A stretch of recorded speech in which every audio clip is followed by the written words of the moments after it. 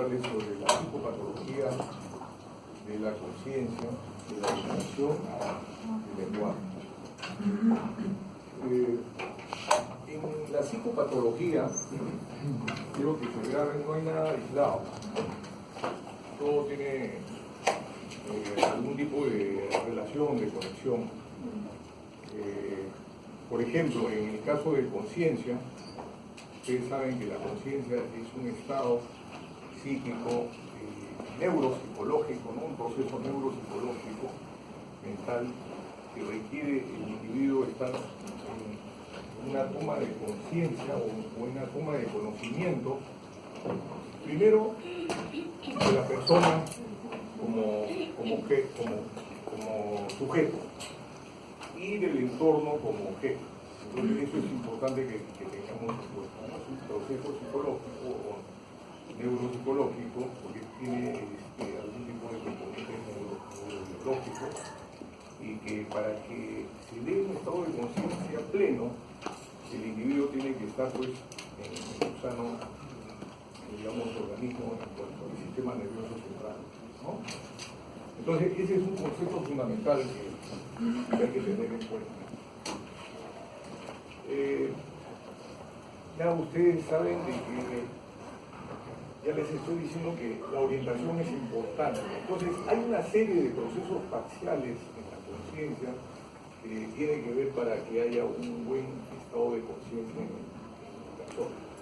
Entonces por eso es que yo en esta diapositiva les presento que, por ejemplo, el instinto es un proceso parcial de examen mental que también tiene que ver, es una persona que tiene buen sueño, es una persona que su estado biológico es favorable, se alimenta, etc. Entonces la vida instintiva es, digamos, está bien encauzada.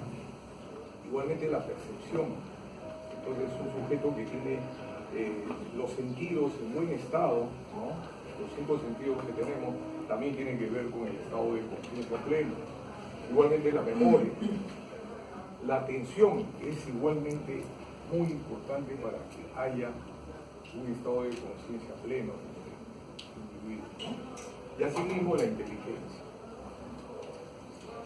Entonces, la característica primordial es eso que les menciono, la unidad subjetiva y privada que tiene cada uno en un estado de conciencia, donde hay lucidez, donde hay un estado completamente de orientación en las esferas que ustedes ya conocen,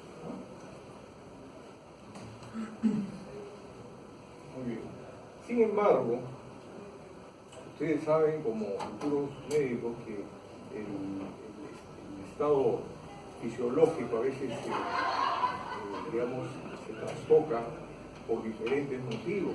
Uno de ellos es cuando ustedes ya comienzan a hacer sus guardias, la lucidez, la conciencia plena no está a veces 100%, ¿no? Entonces, en una persona que está cansada, por ejemplo, o otro caso, la transición de la vigilia al sueño, ¿no? Entonces, son todos esos momentos en que el individuo puede estar en un estado no pleno de conciencia, no necesariamente el ensueño o el estado de inscripción. Después tenemos el retardo, el despertar que tienen algunas personas. No sé si habrán conocido personas que tienen cierta dificultad para despertar, para ponerse alerta rápido, ¿no? Otras son más rápidas para despertar. Y así una serie de factores. Sin embargo, lo importante son esas condiciones, ¿no? En condiciones normales, ¿qué cosas tienen que haber? Es un estado de lucidez, ¿no? Pleno, con claridad y el orden en cuanto a los procesos mentales, ¿cierto? Entonces, eso es muy importante para que ustedes entiendan. En cuanto al concepto, ustedes saben que lo que prima en nosotros en cuanto a la escala filogenética del ser humano ha adquirido pues, un desarrollo pleno en relación al resto de las especies, y lo que nos caracteriza es la evolución del córtex, de la corteza. Eso justamente ha servido para que nosotros tengamos esa capacidad de integrar, elaborar y procesar información, y en un estado pleno de conciencia. Entonces, nuevamente, es importante que ustedes fijen en ese concepto. Mientras que no haya un estado pleno de conciencia, no va a haber un buen proceso de atención, concentración y todo lo que viene en cuanto al aprendizaje, ¿no? Incluye esto nuestros pensamientos, recuerdos y todo lo que es imaginación como parte de un estado motivacional, ¿no? La actitud que se llama. En cuanto a conciencia, la parte psicológica es el darse cuenta, el estarnos, digamos, en una situación de un estado de percatarnos, de estar vigilantes, qué es lo que está pasando con nosotros mismos y con el entorno, ¿no? Entonces eso es importante también en cuanto a los procesos psicológicos. Y ya ustedes han revisado algo sobre conciencia del yo en relación a la conciencia basal, que es lo que nosotros como médicos evaluamos en un paciente, por ejemplo, que llega a la emergencia donde hay compromiso de la conciencia en relación, por ejemplo, a un traumatismo encefalocraniano. Entonces, ello es la diferencia entre conciencia del yo, que es una situación que hablaba Honorio Delgado en la mañana, justamente con mis alumnos les hablaba de Honorio Delgado, y eso que hablaba Honorio Delgado sobre la telesis, ¿no? Que es un momento donde hay un quiebre del continuum de un ser humano, donde hay un quiebre de su vivencia, ya siente que ya no es el mismo, ya no hay esa continuidad, esa mismidad en el sujeto y hay un quiebre. Entonces eso tiene relación con lo que ustedes han revisado con el profesor el día de ayer en conciencia del yo. Y otra parte que también es interesante, que también ustedes como futuros médicos que van a saberse conducir en cuanto a la digamos, la situación que hay hoy en día con esto de la malpraxis y todo, entonces es la parte de la conciencia moral y ética, ¿no? Es lo que nos ayuda a trascender como médicos, como profesionales de la salud, haciendo el bien, ¿no? Entonces, ese es el sentido del deber también. Todo eso tiene que ver con la conciencia, ¿no? En las bases neurobiológicas ustedes conocen muy bien esto. Para que haya un estado de conciencia se requiere, justamente depende de una actividad en la corteza cerebral. A su vez, esta corteza cerebral tiene que estar, podríamos decir, retroalimentada por la parte de la subcorteza, hablando de lo que es la activación de sistemas activadores, ¿no?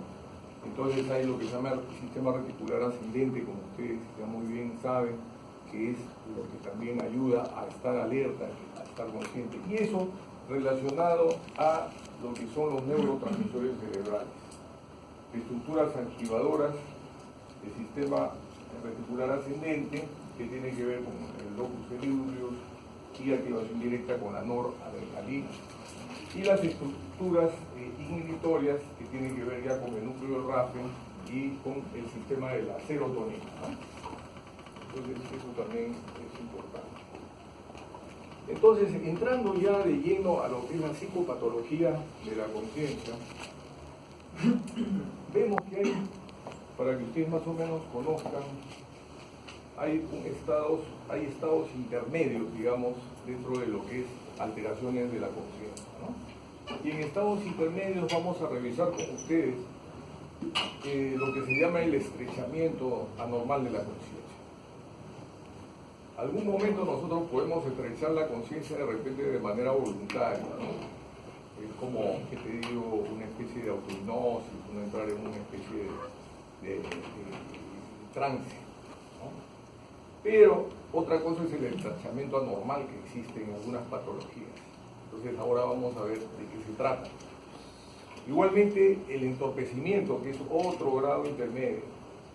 Y cuando ya la cosa se hace un poquito más, digamos, más compromiso del estado de conciencia, hay lo que se llama el anublamiento y lo que es la obnubilación. Entonces eso lo vamos a ver ahora desarrollándolo en las diapositivas.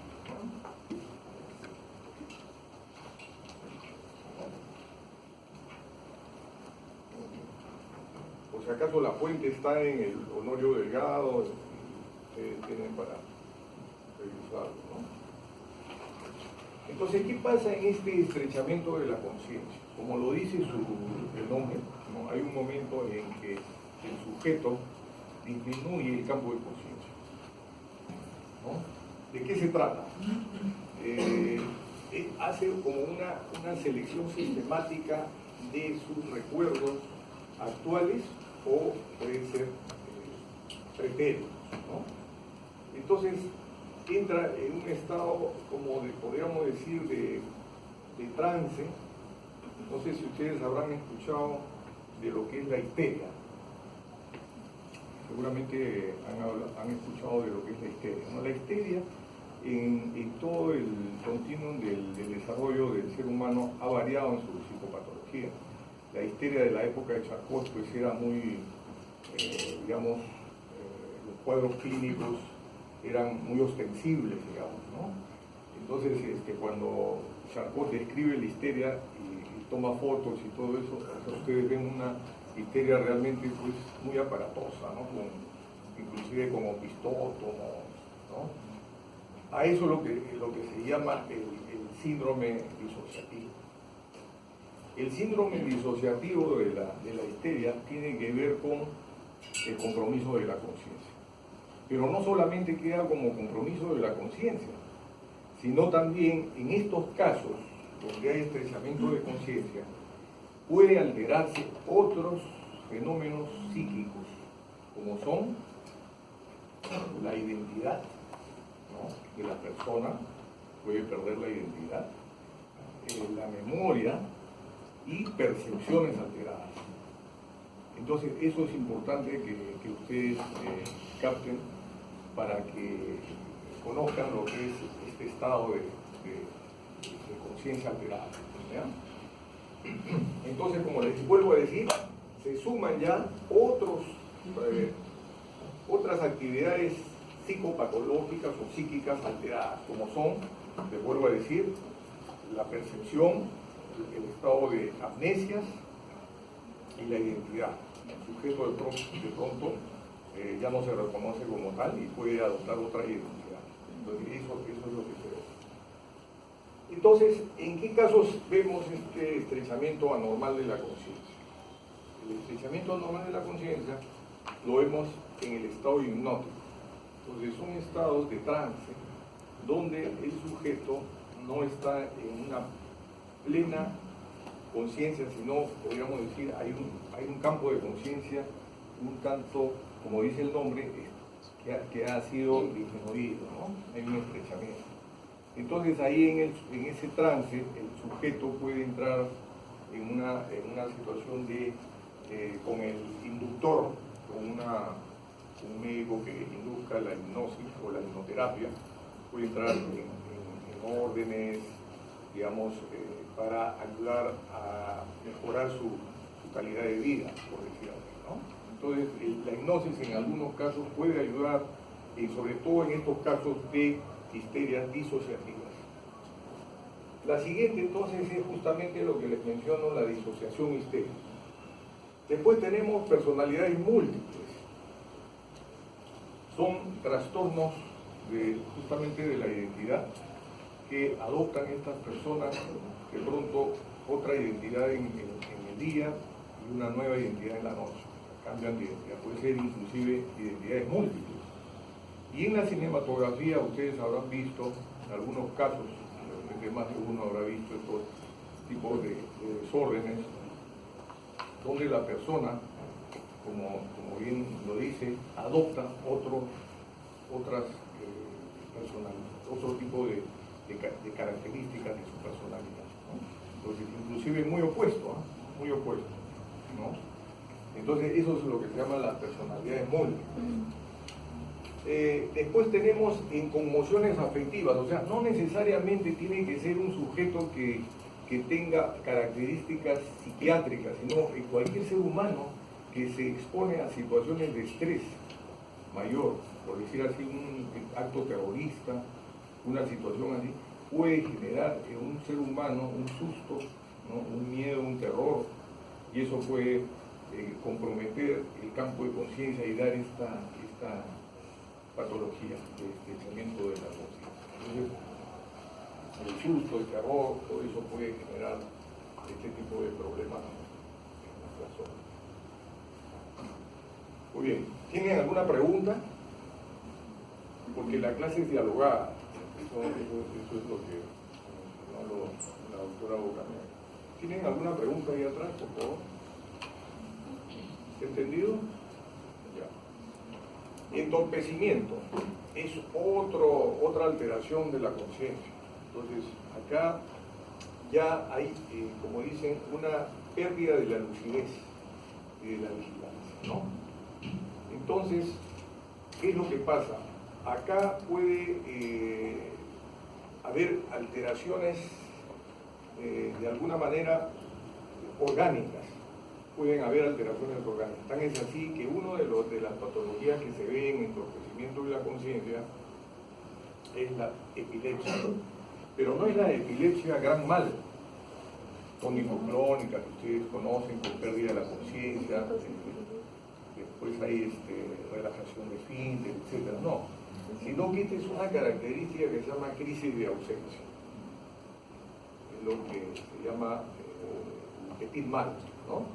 Entonces, esto sucede por lo general en personas jóvenes y puede darse en esos momentos fugaz, una cosa muy fugaz de entorpecimiento, y el sujeto no estaba consciente pues, de lo que pasa, ¿no?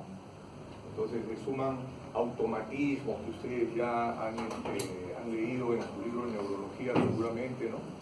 Hay algunos actos, ¿no? Como bien lo dice, automáticos. Después, este entorpecimiento de la conciencia también va a darse en algunos casos de traumatismos encefalocraneanos. Como ustedes bien saben, los traumatismos encefalocraneanos muchas veces hay que evaluarlos en el tiempo, ¿no? Porque puede ir acrecentando el campo de conciencia, ¿no? Entonces esto puede ir a situaciones ya graves, como pongo ahí, de un entorpecimiento puede ya llegar a situaciones hasta de coma, ¿no? Entonces, de todas maneras, en un momento dado, el TEC, el traumatismo encefalocraneano, puede dar este tipo de cuadros, como son el entorpecimiento. Otra característica es la anoxia, ¿no? Cuando hay estos casos de anoxia en las personas. Tumores y en la enfermedad cerebrovascular, o sea, todo lo que son el stroke, ¿no? Stroke cerebral, donde, de acuerdo a la localización de la lesión, se compromete pues, la conciencia. Entonces hay una serie de alteraciones en ese sentido. Si quiere, venga por acá, señorita alumna, ahí acá, sí, ¿no? Venga, venga.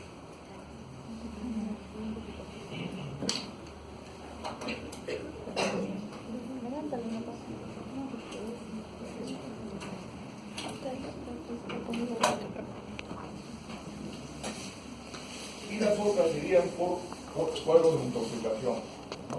Intoxicación donde hay también compromiso de la conciencia. En estos casos son intoxicaciones exógenas, pueden ser sustancias psicoactivas o algún agente que pueda crear alteraciones severas en la conciencia, ¿no? Sí. El día de ayer el doctor estaba hablando de los estados crepusculares dentro de la epilepsia. ¿Es parecido a lo que es el entorpecimiento de la conciencia? Sí, parecido es.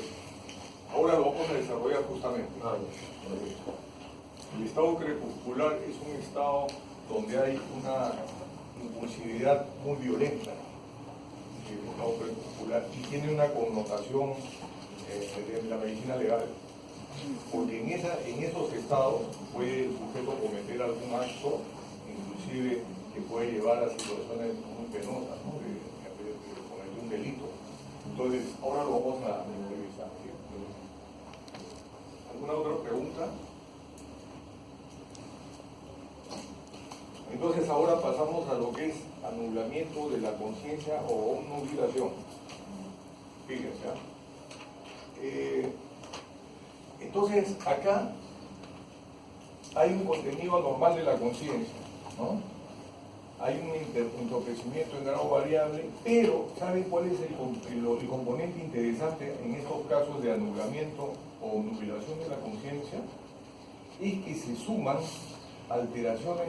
otras alteraciones psicopatológicas, como son estados afectivos alterados, como puede ser estados de elación, de elevación del ánimo, estados de hipomanía o manía. Puede haber alteraciones perceptuales y alteraciones del pensamiento con delusiones o ideas delusivas. Entonces, esto es interesante para que nosotros conozcamos cómo es, por ejemplo, el estado crepuscular que nos preguntó el alumno Julio, ¿no? Entonces ya les he puesto ahí justamente, hay trastornos del afecto, hay fallas cognitivas y puede llegar inclusive a estados de agitación psicomotriz. Entonces a ustedes cuando sean internos, de repente una de esas les va a llamar, no, la enfermera le va a decir, doctorcito, véngase, o doctorita, véngase inmediatamente, porque la señora fulana tal se ha alterado, está ahorita en un cuadro de agitación. Y ustedes van a decir, pero la señora nunca ha tenido un problema psiquiátrico. ¿Cómo es que ha resultado? Un delirio orgánico, muy característico de estos cuadros de anulamiento de la conciencia. ¿Correcto? Entonces, acá están todos. En primer lugar, está el estado oniroide, ¿no es cierto? ¿Por qué se caracteriza? Por estados de ensoñación o de ilusión. ¿Ya? El sujeto comienza a tener esos momentos de ilusión o ensoñación. Estos estados oniroides hay como también compromiso de la conciencia y se ve inicialmente en la esquizofrenia, cuando la esquizofrenia está en momentos incipientes. Estamos hablando del estado presicótico, el pródromo, podría ser. ¿Ya? Entonces aún no tiene estado psicótico el paciente, en esos momentos puede entrar el paciente en esos estados oniroides. El otro caso de estados oniroides es con intoxicación con psicodilépticos. Ustedes conocen desde la marihuana a la morfina, algunos otros estimulantes que pueden dar estos estados oniroides, ¿no? Pero sobre todo la marihuana, ¿no? El alcohol también en cierto grado, pero no necesariamente con el alcohol vamos a ir a otro ámbito. Entonces ese es el estado oniroide que se reproduce en estos casos, como les vuelvo a decir, ¿no? ¿Qué pasa con la embriaguez? La embriaguez es otra alteración de la omnidación de la conciencia que se presenta justamente por estados alterados de conciencia y que se suman muchas veces a alteraciones psíquicas, o sea, hay una actividad psíquica rápida, fuerte, severa, muchas veces. Entonces, el sujeto puede estar, como les dije al principio, en un estado del ánimo exaltado, puede estar muy verborreico, puede estar generando mucha paranoia con delusiones, alucinaciones, etc. Y este tipo de embriaguez vamos a verla justamente con una serie de sustancias psicoactivas, entre ellas el alcohol, cocaína y una serie de sustancias psicoactivas que alteran el estado de conciencia en el ser humano, ¿no? Entonces, estos estados de embriaguez es importante a tener en cuenta. El siguiente caso es justamente el estado crepuscular. Y este estado crepuscular es un estado alterado de conciencia donde el sujeto puede generar estados de mucha violencia. O sea, son momentos, digamos, espaciados, ¿no? Podríamos decir, son momentos en que pierde la conexión y el sujeto entra en extrema impulsividad con violencia y que puede darse en esos momentos situaciones de violencia extrema, como digo, con transgresiones, ¿no? Entonces, Estos estados crepusculares se ven justamente en la epilepsia. En la epilepsia del lóbulo temporal. No sé si ustedes habrán escuchado hablar. Hola, José Luis. Ya.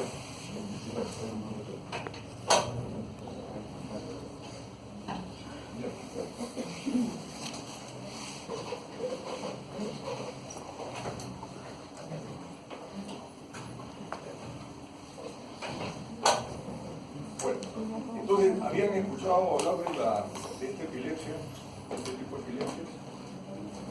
¿Alguna vez? Ya. Entonces, este tipo de alteraciones tienen una connotación en medicina legal y hay que tener muy en cuenta cuando un paciente comete un delito en estos estados. Pero tiene que hacerlo un perito el diagnóstico, porque puede ser motivo de exonerarse de una culpa, ¿no? de un delito. Entonces es importante que el perito sea una persona capaz para poder decir sí, este señor cometió el delito, pero en circunstancias que estaba con una alteración de la conciencia. Entonces se le considera inimputable. Entonces eso es bien importante a tener en cuenta. Sí. Sí, sobre el estado de muscular, he entendido de que bien pueden imputar planear dichas acciones. Entonces, en tal contexto se le puede decir que están conscientes de los hechos que están haciendo, de pues, negarle de que sean imputables por procesos legales. ¿Cómo va a ser?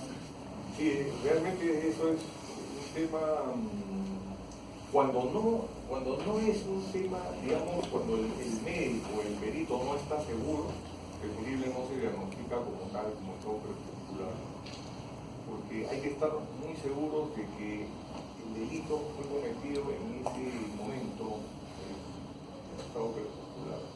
Ahora, no habría un sujeto que está en este estado, no hay premeditación, es un momento, digamos, el tiempo es muy limitado, ¿no? Donde el sujeto entra en una situación de anulamiento de la conciencia y puede cometer ese delito. Entonces no habría en ese caso intencionalidad, pero sí hay que saberlo diagnosticar, hay que saber en qué caso estamos, porque si no es así, no sería tal el diagnóstico. Para ello hay criterios para poder definirlo. Sí, habría que tomarle exámenes. Ahora hay exámenes auxiliares, ¿no? Que los neurólogos también echan mano, porque habría que evaluarlo bien con un electroencefalograma, hay que pedirle tomografía, imágenes cerebrales, etcétera, y ver si realmente hay un compromiso del lóbulo temporal. Pero no es fácil, como estamos conversando, no es fácil el tema de así hablarlo someramente. Es un caso un poco difícil para poderlo diagnosticar. Pero se describe como un estado crepuscular en algunos seres humanos donde hay alteraciones, digamos, neurológicas, en el lóbulo temporal. Bueno, de ahí pasamos a lo que es el delirio. Entonces, en el delirio sí quiero que también conozcan muy bien el tema, ¿no? El delirio mucho se confunde con esquizofrenia, se puede confundir con esquizofrenia. Pero nosotros tenemos que estar muy atentos en un paciente que no ha tenido antecedentes psiquiátricos y que en el momento actual está desarrollando un cuadro de alteración psiquiátrica. Por ejemplo, puede ser una alteración metabólica, puede ser un fármaco que está creando en su psiquismo alteraciones, digamos, de agitación psicomotriz, ¿no? O perturbaciones en su pensamiento, en su percepción, ¿no? Pero siempre vas a encontrar una causa orgánica, ¿no? A diferencia del trastorno de ideas delirantes persistentes, donde no hay una causa de este tipo que haya desencadenado el cuadro delirante. En el trastorno de ideas delirantes persistentes, que es el F22, es una patología parecida a la esquizofrenia, pero que adolece de trastornos de la percepción, solamente de pensamientos alterados. Puede haber celotipia, puede haber una serie de ilusiones, pero no voces. Entonces estamos hablando de 3 patologías, ¿no? Esquizofrenia, trastorno de ideas delirantes persistentes y delirio. En el delirio orgánico se resuelve el problema orgánico, por decir así, se resuelve, hagan de cuenta que el digital a una persona le hizo mal porque, digamos, no tenía bien la función renal y comenzó a acumularse la digital y eso le alteró la conciencia. Entonces, si nosotros resolvemos eso, ya el paciente va a comenzar a entrar en su estado anterior, que era el estado normal de la persona, ¿no? Sin antecedentes psiquiátricos previos. ¿Correcto? ¿Qué otros casos vemos en personas de edad, por ejemplo? En personas de edad podemos ver ante fármacos o una persona que no defeca. Esto es claro, es bien evidente. Veo en pacientitos ahí en el Almenara, están estreñidos varios días, ¿no? Y son personas que inclusive tienen un fecaloma y cuando han tratado, y el paciente entra en alteraciones psíquicas, eso pues altera más aún la situación mental psíquica de la persona, el geronte, por lo general son personas de edad, ¿no? La fiebre, otro caso, ¿no? Y estos casos de delirio pueden llegar a una agitación psicomotriz. Entonces, la cosa puede tornarse aparatosa y puede el sujeto inclusive precipitarse por el tercer piso, segundo piso. Entonces hay que tener mucho cuidado, hay que sujetarlos, hay que tratarlos como un paciente psicótico, ¿no? Haloperidol intramuscular y suelo venoso de algún benzodiazepínico calmado. Entonces es importante que ustedes tengan en cuenta este caso de delirio orgánico, que vamos a verlo, o lo van a ver ustedes en oportunidad. Otro caso que también es importante a mencionar es el delirium tremens. No sé si alguien de ustedes conoce alguna vez, ha escuchado hablar del delirium tremens.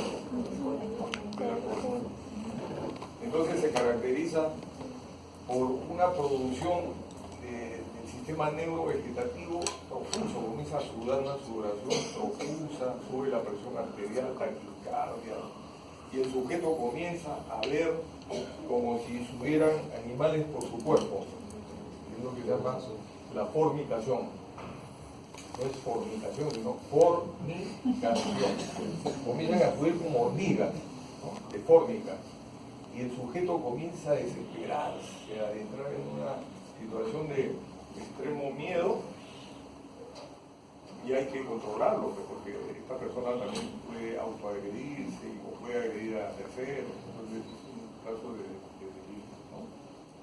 Entonces son estos casos, como les estoy mencionando, donde se altera la conciencia a un grado de obnubilación. ¿Sí?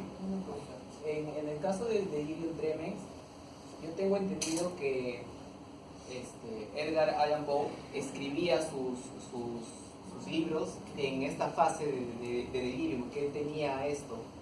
La pregunta es si en esta fase altera la capacidad intelectual de una persona para realizar sus cosas, o entra en un delirio total, no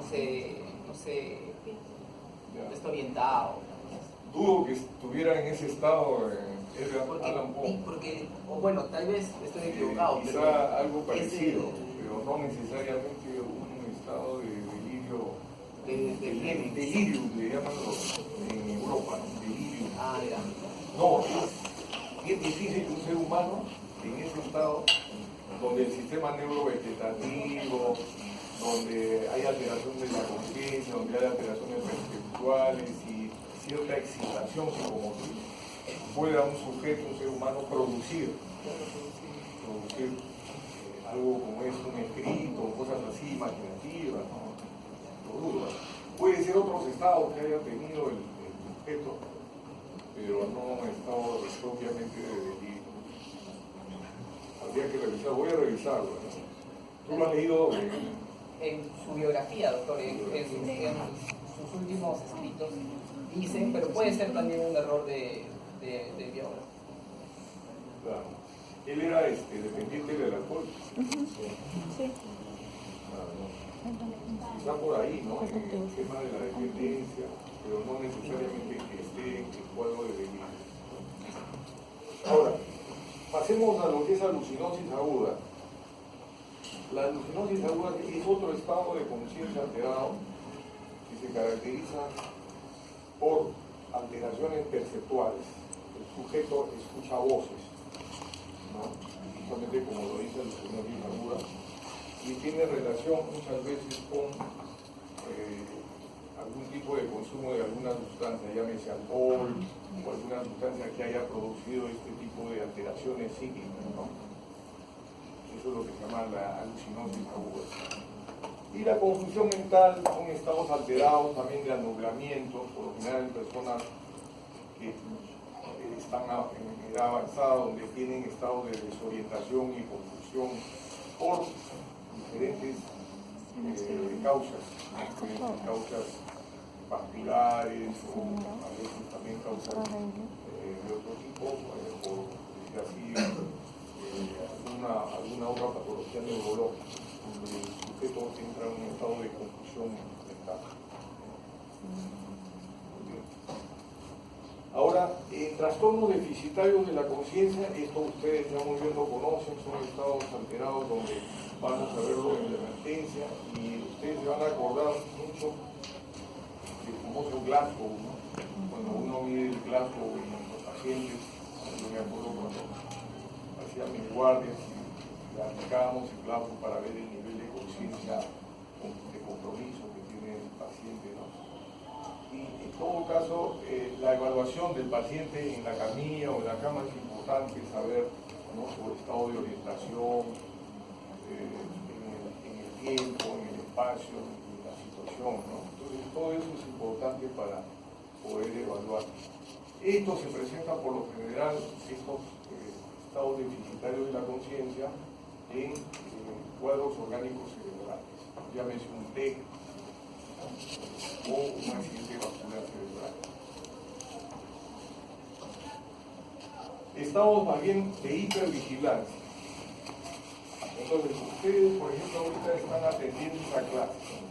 Sin embargo, ustedes pónganse que alguno de ustedes entre en un estado de hipervigilancia, donde no necesariamente se distrae, ¿no?, sino a veces hay hasta estados de suspicacia, de mucha suspicacia, de miedo, de un temor a una situación puede decir, de amenaza externa.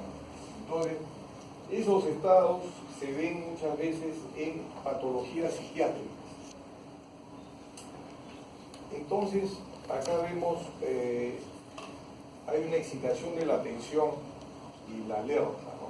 Entonces, ustedes entenderán que podemos estar alertas, pero la hiperalerta ya es algo que nos llama la atención. ¿En qué caso vamos a ver? En el estado maníaco del trastorno afectivo bipolar, antes llamado psicosis maníaco-depresiva.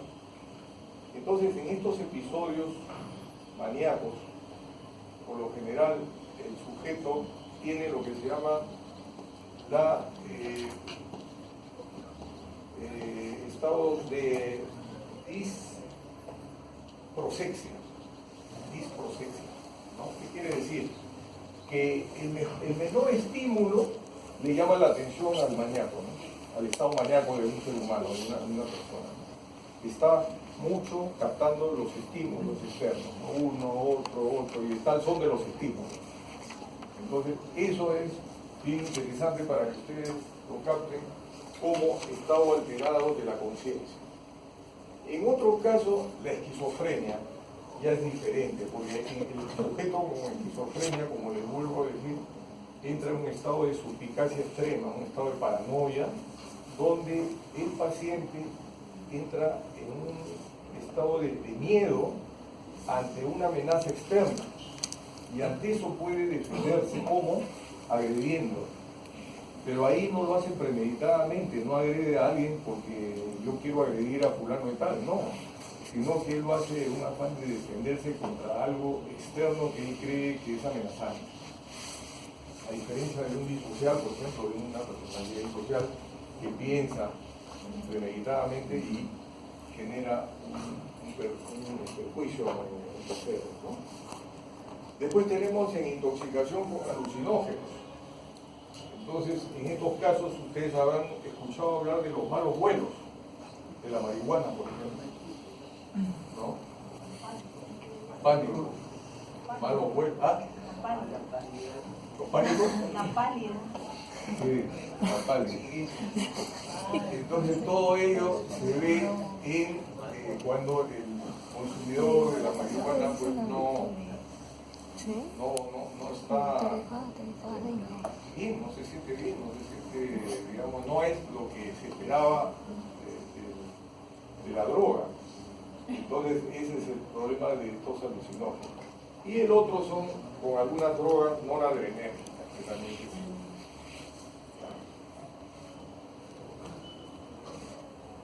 Entonces, ¿cómo evaluamos la conciencia? Mediante la orientación. Entonces les dije que había una serie de procesos parciales que estaban imbricados con la conciencia, ¿no es cierto? Uno de ellos es la orientación. Entonces nosotros, ¿qué tanto estamos orientados en cuanto a persona, en cuanto a situación, en cuanto al tiempo?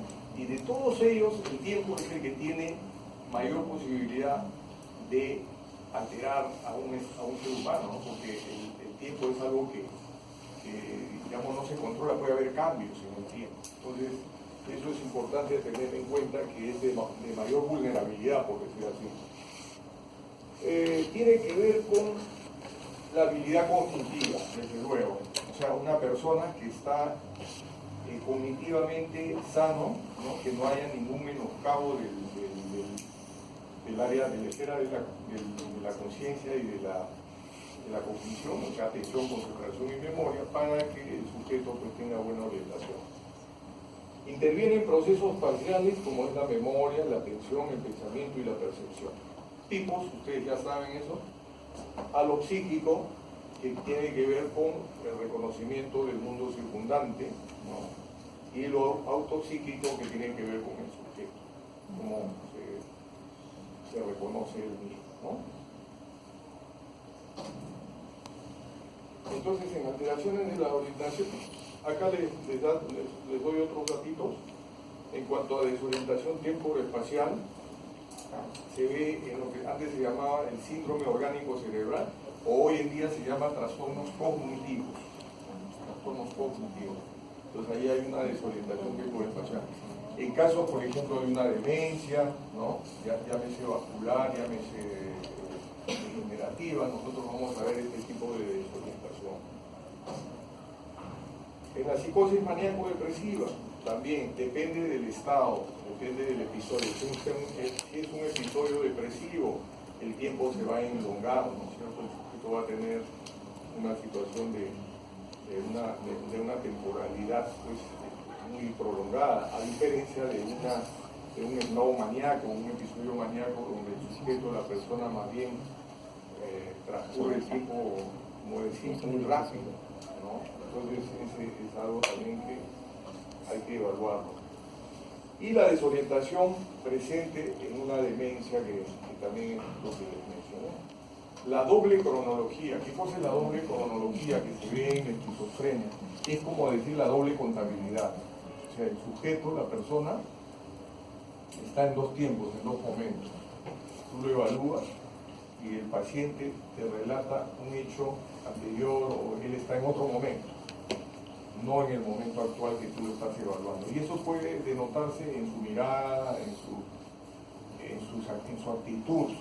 Tú lo ves desconectado, como que estuviera ido, ¿no? Entonces ese es lo que se llama la doble cronología o doble contabilidad en el TPD.